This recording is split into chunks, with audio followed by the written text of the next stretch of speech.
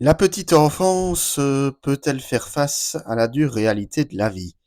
Salut à tous! Donc aujourd'hui, retour sur du cinéma indépendant américain, du vrai cinéma indépendant américain, je tiens à le préciser, puisque nous allons donc parler de The Florida Project, réalisé donc par Sean Baker, sorti en 2017, avec donc dans les rôles principaux Willem Dafoe, Bria Villette, Brooklyn Prince.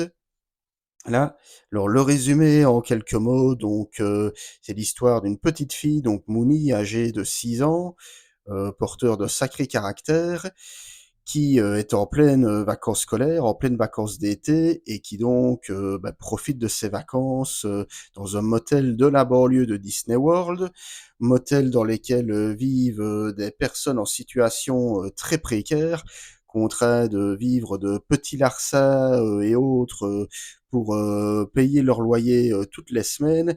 Et au beau milieu de tout cela, donc on a le gérant de l'hôtel, Bobby, un homme à la fois simple et bienveillant, qui tente de faire de son mieux pour maintenir à flot tout ce petit microcosme. Alors, pourquoi est-ce que j'ai eu envie de revoir et ensuite de vous reparler de ce film?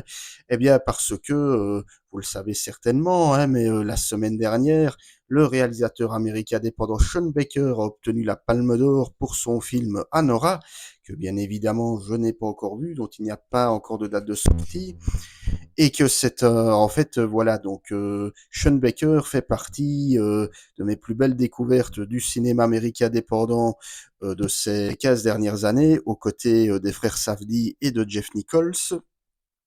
Et je vais dire, ça tombe plutôt bien que j'ai envie de vous parler de Sean Baker, parce que c'est un réalisateur dont les films se rapprochent tout en étant différents, je vais y revenir, d'un certain Harmony Korine, dont j'ai déjà un petit peu parlé sur la chaîne, à la fois en tant que scénariste et réalisateur.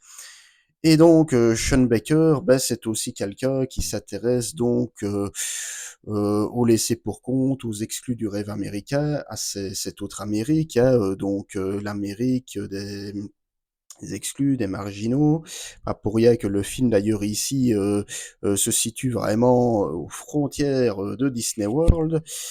Et donc voilà, donc c'est l'occasion rêvée pour me pencher sur le travail de ce réalisateur indépendant que je trouve vraiment très intéressant, et qui, voilà, suite à sa Palme d'Or, j'espère que qu'il convaincra un assez large public, hein. C'est moi d'ailleurs quelque chose que je trouve vraiment très intéressant pour ce dernier festival de Cannes, c'est d'avoir enfin récompensé, je vais dire, un film américain indépendant. Je crois que c'était plus arrivé depuis très très longtemps. Enfin, après, je n'ai plus de réponse exacte. Mais voilà, et je me dis que si ça peut permettre justement de faire connaître un petit peu plus ce réalisateur. D'ailleurs, pour la petite histoire, si vous voulez en savoir plus sur Sean Baker, je vous invite à découvrir cette très belle vidéo, donc réalisée par Combini. Vous connaissez le système, hein, un réalisateur qui, à la fois pour promouvoir son nouveau film et pour faire le poids sur sa cinéphilie, se rend dans le dernier vidéoclub de Paris, encore en activité. Et donc voilà, donc vidéoclub combiné consacré à Sean Baker, c'est vraiment très passionnant. Un homme en plus comme ça qui a l'air très modeste, très sympathique, vraiment. Si vous ne connaissez pas bien ce réalisateur, allez voir cette vidéo, je pense que vous ne le regrettez pas. Donc maintenant, grosso modo, qu'est-ce que je pense de ce film?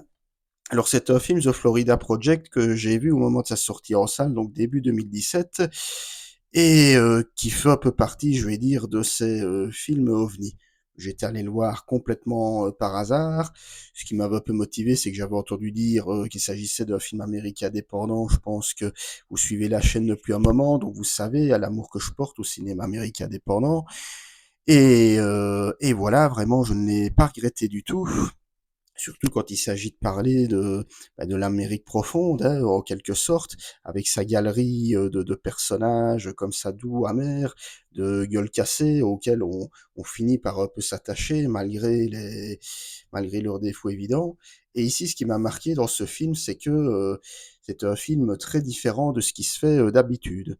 Voilà, je veux dire, quand on traite souvent du cinéma social américain, on le traite soit du point de vue de l'adolescent, un petit peu du teen movie, comme Harmony Korine l'avait un peu fait dans Gummo et dans Spring Breakers, hein, où on suivait comme ça je veux dire le portrait une Amérique profonde des accès, vue à travers le prisme d'adolescents complètement livrés à eux-mêmes, complètement en marge du système.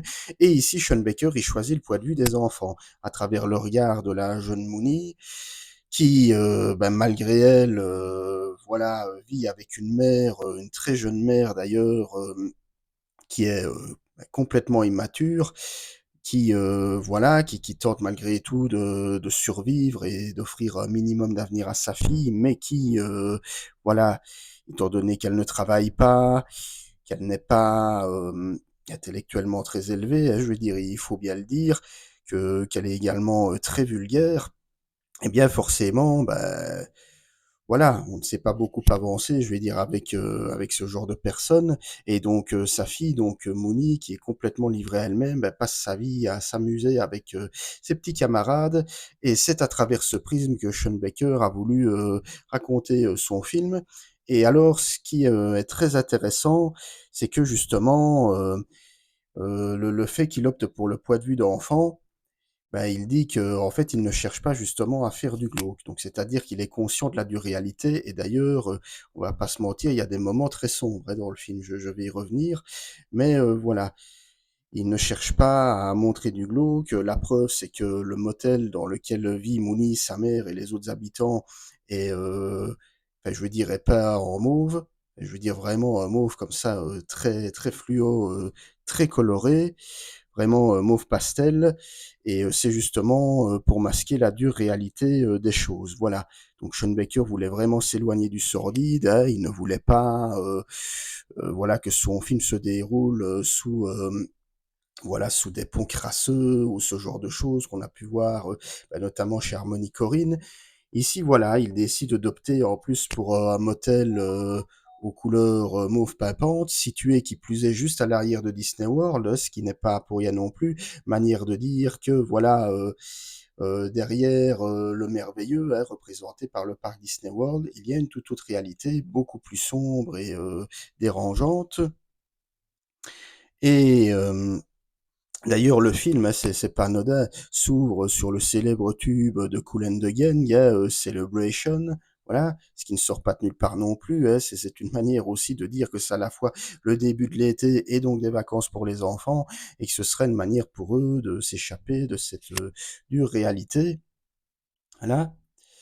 Et alors, je le disais, hein, je veux dire, dure réalité qui est montrée à travers différents personnages, parce qu'il y a les enfants, mais il y a aussi les parents, représentés par la jeune mère donc de Mooney, donc Hailey, qui voilà, je vais dire, au départ, tente de survivre par tous les moyens, mais qui, de par son comportement, comme je le disais, grossière, vulgaire, va petit à petit s'enfoncer plus bactère, au point qu'elle va réussir à s'aliéner, enfin se mettre à dos plutôt Bobby, le propriétaire, hein, du motel, qui est d'ailleurs joué très belle manière par Willem Dafoe, j'y reviendrai après, qui pour le coup est en total contre-emploi.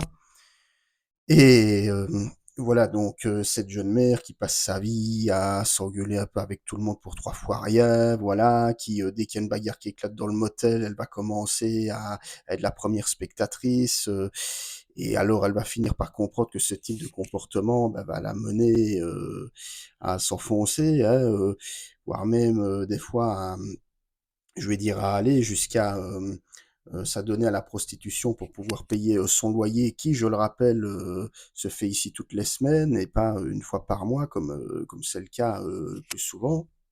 Voilà. Mais encore une fois, toutes ces scènes, voilà, je veux dire, Sean Baker prend soin de les dissimuler, donc on ne verra jamais Hailey en train de faire l'amour, etc.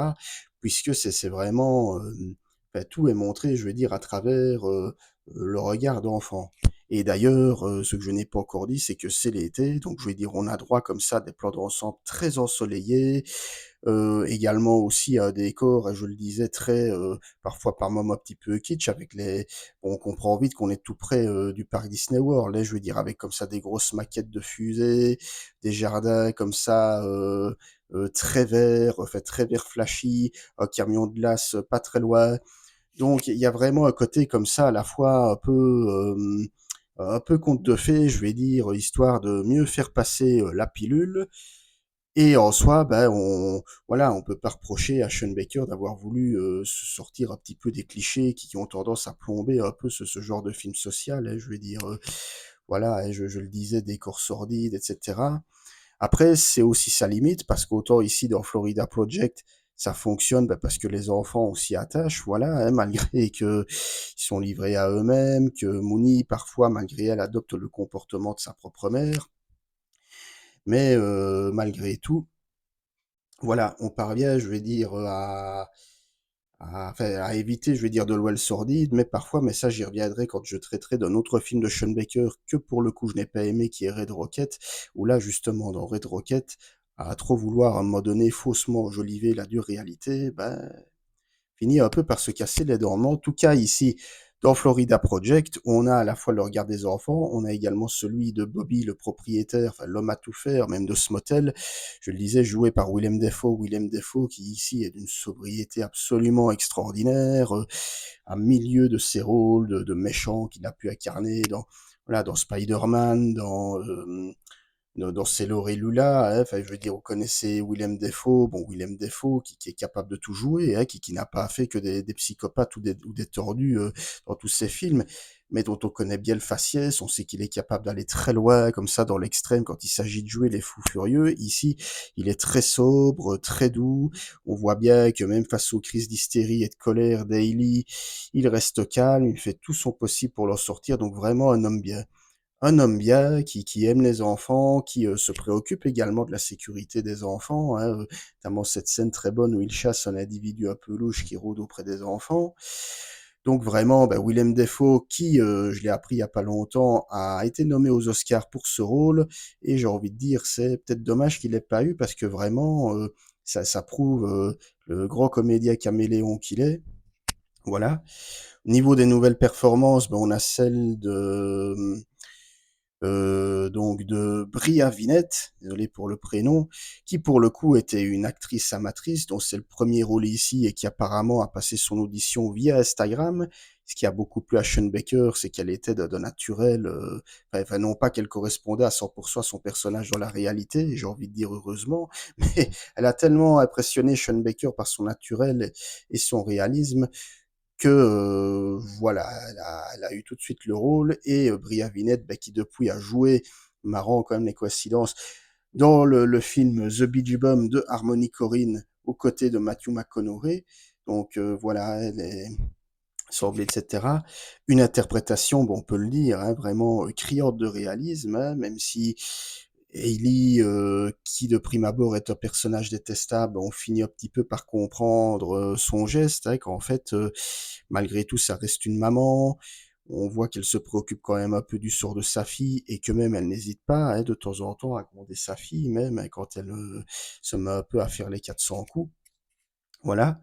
Donc cette jeune mère qui tente le tout pour le tout, y compris, quitte à sombrer dans l'illégalité, mais encore une fois, on ne peut pas tout lui pardonner, mais on peut, je vais dire, comprendre parfois les écarts du personnage sans les excuser. Et encore une fois, je fais beaucoup de parallèles avec Harmony Korine, mais les deux hommes sont proches, hein, je vais dire, dans leur film et leur thématique, il y a Sean Baker, Harmony Korine, mais c'est que Sean Baker, comme Harmony Korine, il ne juge pas ces personnages. Voilà, il constate, voilà, et il donne à voir un microcosme inconnu, j'ai envie de dire, du cinéma américain grand public, à ces gens qui vivent dans des conditions relativement précaires, pour ne pas dire minables, qui plus est, à 100 mètres à peine du parc Disney World, où c'est la magie, la féerie, etc.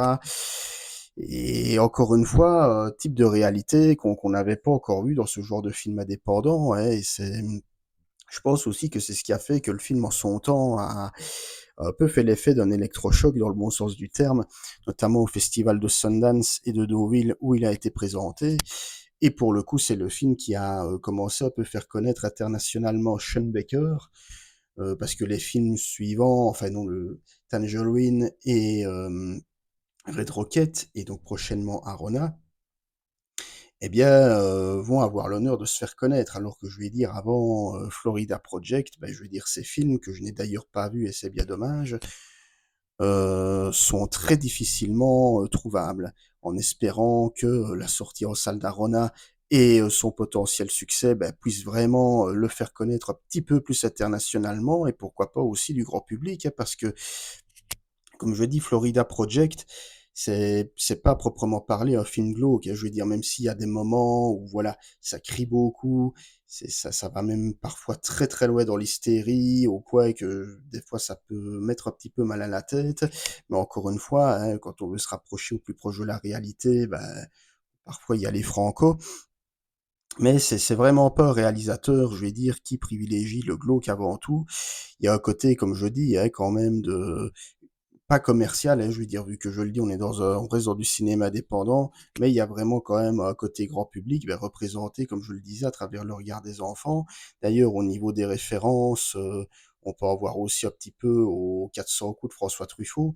D'ailleurs, si vous regardez Combini, ben, vous verrez que Sean Baker est un passionné de la nouvelle vague, Godard et Truffaut en particulier, mais on sent que c'est un cinéaste cinéphile, hein, de toute manière. Mais que voilà, même si le film est dur à certains moments, il n'est pas non plus glauque. D'ailleurs, je le disais, les scènes de prostitution de la mer, on ne les voit pas. C'est les moments, je vais dire vraiment, où ça s'engueule, ben, ce que je trouve aussi très intéressant dans sa mise en scène, c'est qu'on va voir, encore une fois, ça va être montré du point de vue de l'enfant. C'est-à-dire que quand des adultes sont occupés à s'engueuler, on va voir Mooney qui est en train d'écouter sa musique, donc qui va échapper à tout ça, ou alors qui va être occupé à jouer avec les enfants. Donc il y a vraiment une manière comme ça de préserver l'enfance du chaos et presque côté, j'ai envie de dire, Spielbergien dans la mesure où Sean Baker filme vraiment à hauteur d'enfant. On a même des plans comme ça, de très beaux plans, séquences où on va voir les enfants qui vont courir comme ça dans les longs couloirs de ce motel pour aller chercher leur glace. Donc c'est vraiment un vrai film à hauteur d'enfant qu'il a voulu nous montrer, hein, donc l'enfance, enfin, que peut l'enfance, l'innocence face à la dure réalité de la vie, voilà. Et même, j'ai envie de dire, la dernière scène du film que je ne dévoilerai pas, rassurez-vous, qui, elle aussi, bah, permet de représenter en quelque sorte l'espoir, hein. Je veux dire, donc une manière de montrer qu'il n'a pas voulu finir sur une note beaucoup trop glauque. Donc voilà, pour toutes ces raisons, je ne peux que vous recommander de regarder The Florida Project, donc un film américain 100% indépendant, je le répète.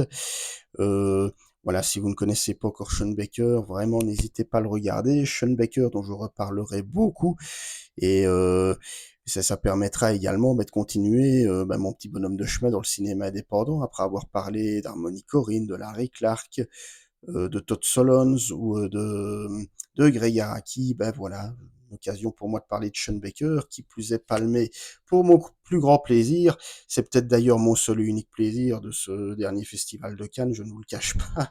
Mais voilà, je me dis, film américain dépendant palmé, on voit pas ça tous les jours, et tant mieux, vraiment tant mieux, je suis content. Voilà.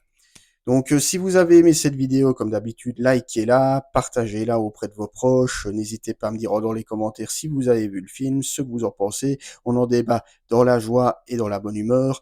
Pas de commentaires agressifs ou vulgaires, s'il vous plaît. De toute façon, comme je l'ai dit, je les supprime. Voilà, comme ça c'est fait. Et, suivez-moi sur Facebook, Instagram, tous mes réseaux sociaux. Quant à nous, on se retrouvera très vite pour parler d'une prochaine vidéo. Qui plus est, la 51e vidéo. Et oui, parce qu'ici, ben voilà, j'ouvre en beauté la 50e vidéo sur un film de Sean Baker. Voilà. Ciao, bonsoir, salut.